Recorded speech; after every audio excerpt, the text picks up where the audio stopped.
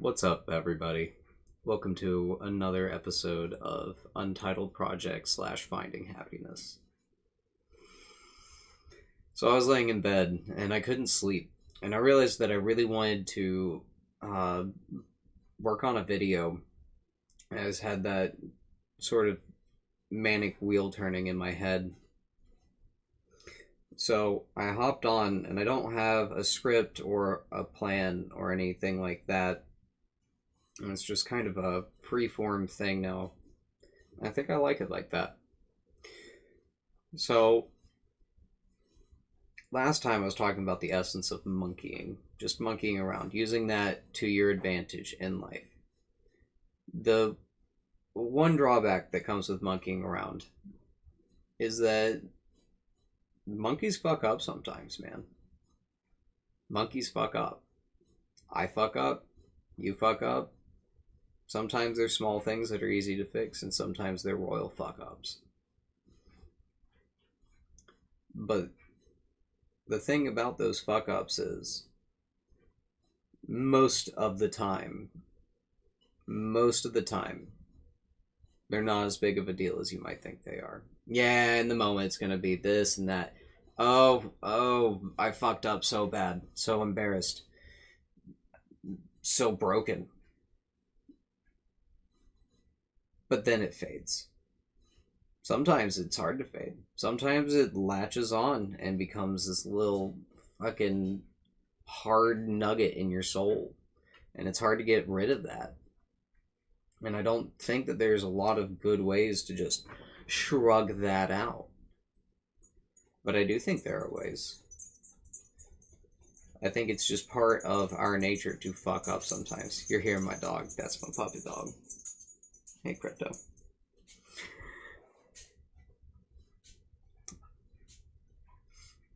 Sometimes fuck ups are hard to push out. Earlier this week, I was going on a run through a soccer park. I was on my lunch break from work. And I saw a hefty guy. I saw a big guy. And he was in the middle of the field wearing hot clothes with soccer gear. He had like his soccer ball.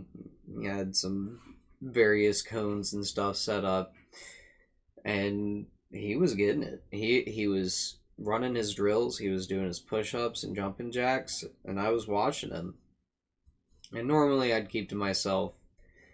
Live and let live. He's clearly doing his thing. And when I saw him, I felt kind of invigorated. There was a guy, and I'm sure he wouldn't say it, but that was a man that was making a change in himself. I could see that intensity in his movement. He had reached a point in his life where he was trying to shift. So I went up to him and I asked him if he wanted to play some soccer. I didn't know this guy. I'd never met him.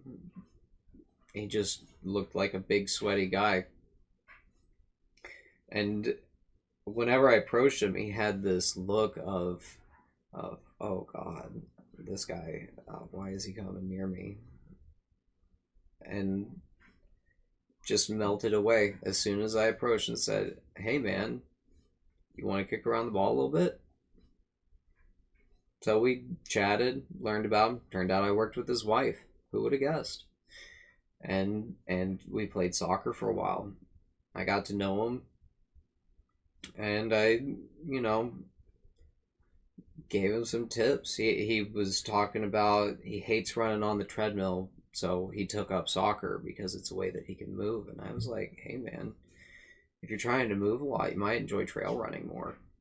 Lots of variability. You don't have to be stuck on a treadmill. And he took a shine to that. And I think he's about to start running out on the trails. And I'm sure I'm going to run into him again. But what I saw in him was somebody who had fucked up. You can see it in his eyes. You can see it in the weight that he carries on his shoulders, literally and metaphorically. There's a literal representation of the weight that he's carried on his shoulders from how he's fucked up. And all I could see in him was this powerful individual fighting to repair the fuck up that he did, or whatever amalgam of fuck ups had contributed to where he was. And that made me think of myself a lot. I don't present this much, but over the last 6 or 7 months, I've lost several dozens of pounds. And that was one of my steps of unburdening myself of the guilt of fucking up. Because I fucked up a lot. I fucked up for a lot of my life, and I beat myself up all the time for it. I couldn't let those kinds of things go. They just kept building and tightening around me. My monkey gets up to all kinds of shit.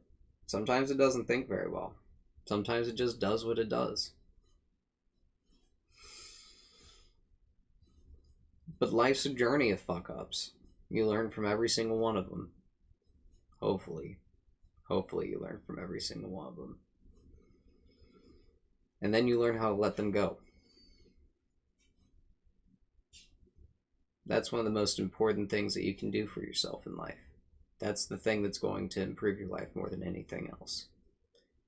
You experience those fuck-ups. You do your best to repair them. And then you let them go.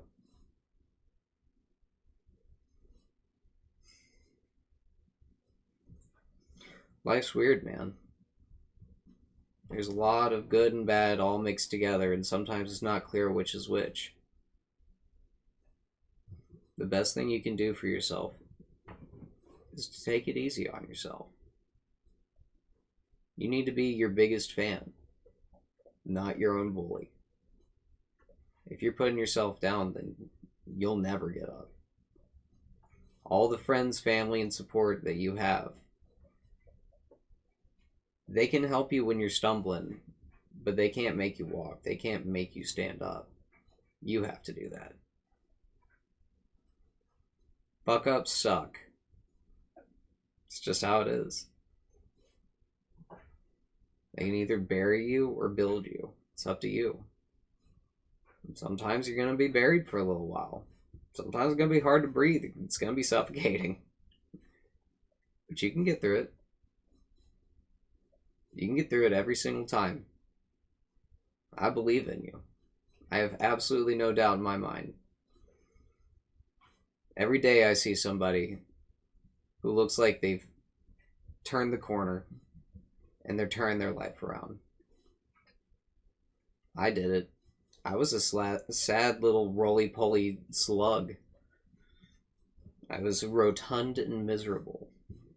And I know weight is not a representation of your emotion.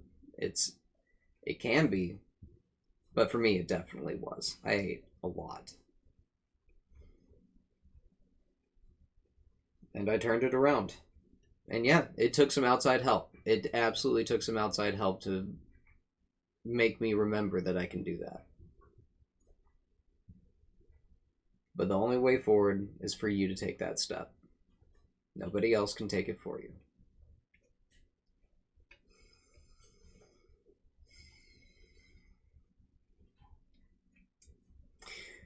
I've got a quote from Ram Dass that I want to read from.